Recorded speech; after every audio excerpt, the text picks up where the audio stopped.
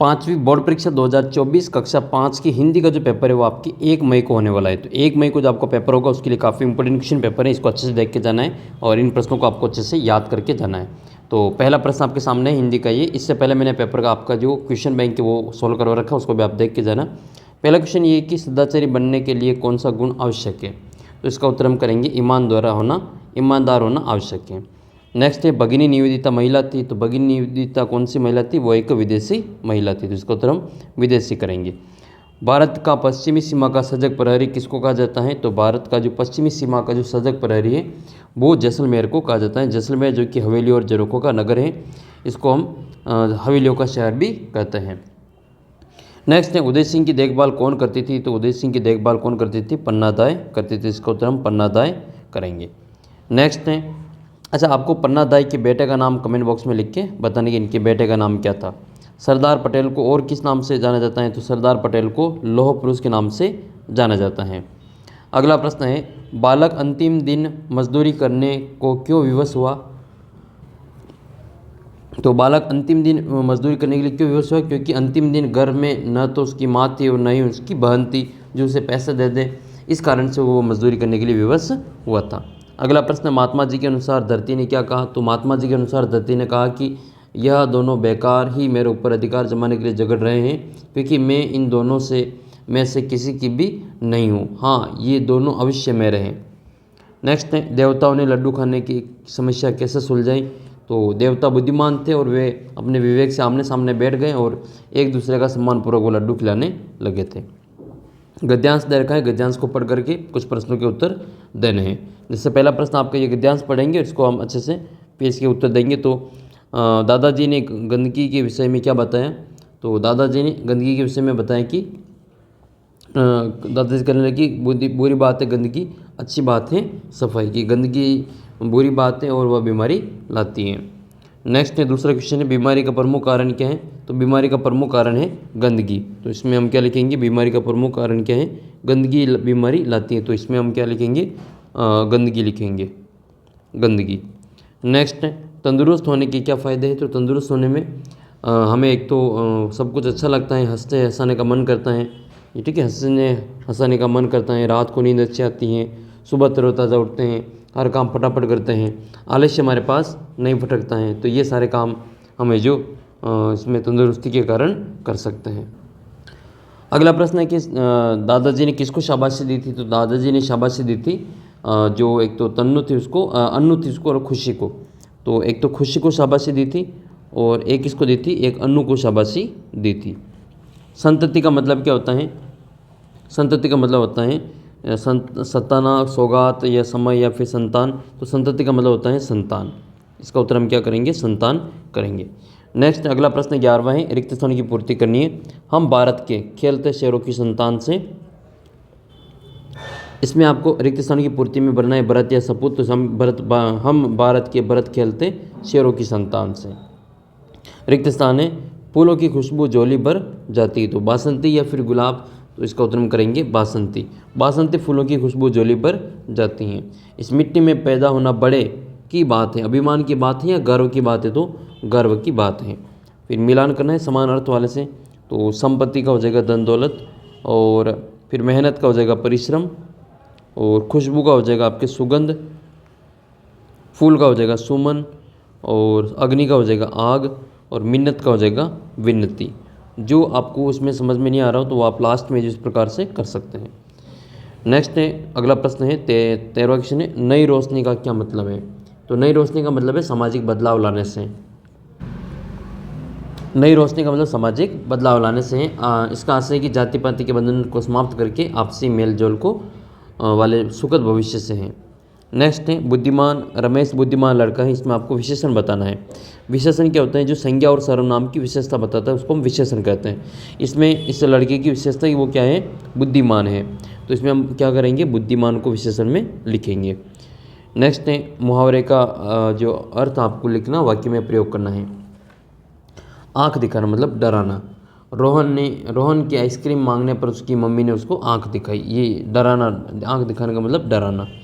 फूले ना समाना मतलब बहुत खुश होना।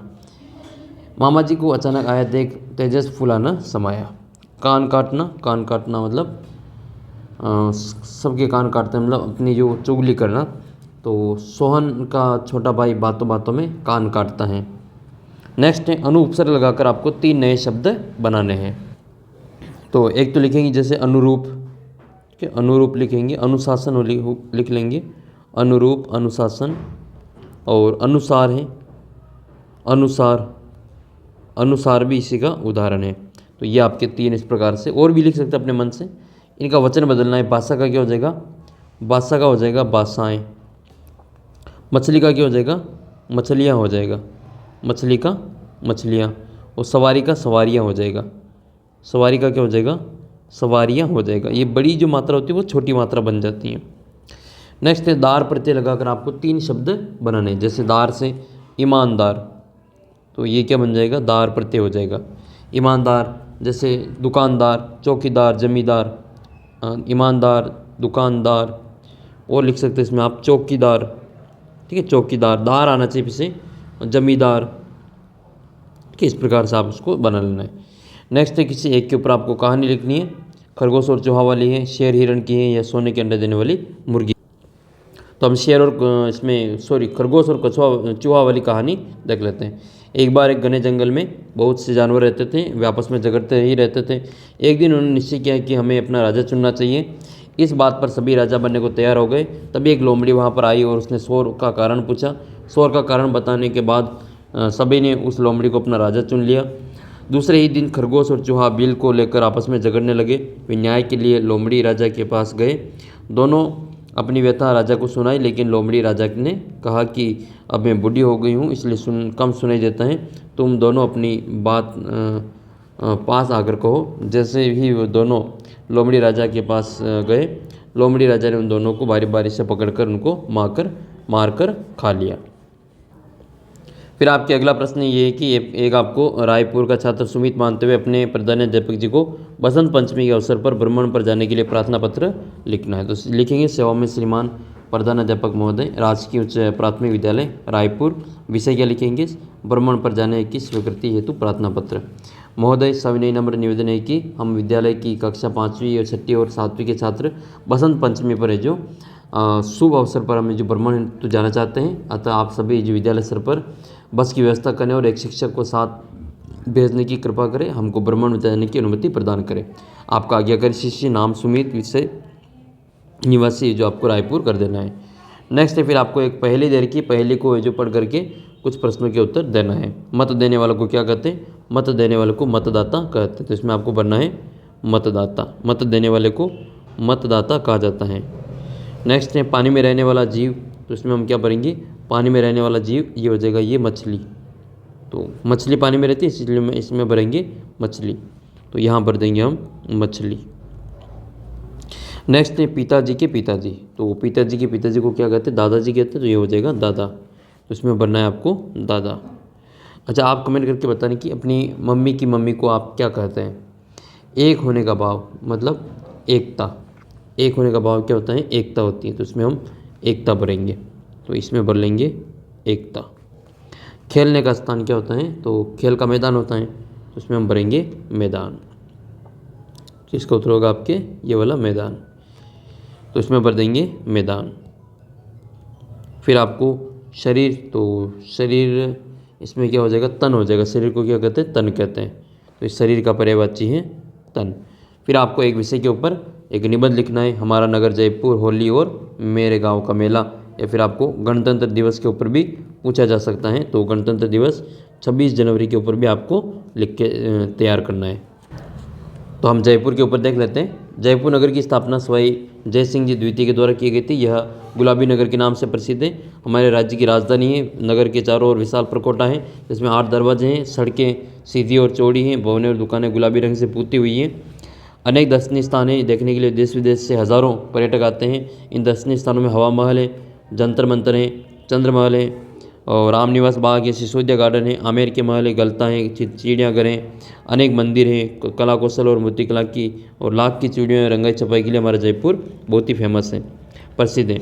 यह विश्व के सुंदर और ऐतिहासिक नगरों में गिना जाता है। यहाँ मेट्रो ट्रेन भी चलती है।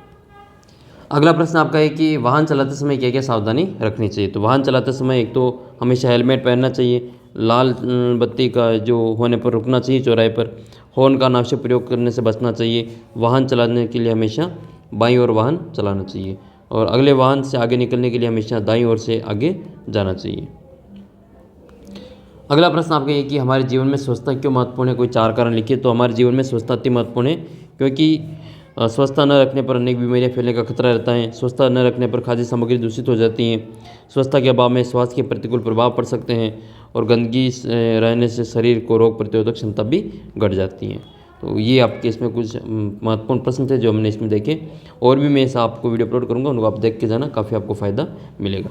चैनल को सब्सक्राइब करके ऐप को डाउनलोड कर लेना और अपना जो व्हाट्सअप ग्रुप है उसको ज़रूर ज्वाइन कर लेना। मिलते हैं आपको अगले वीडियो में, तब तक जय हिंद जय भारत।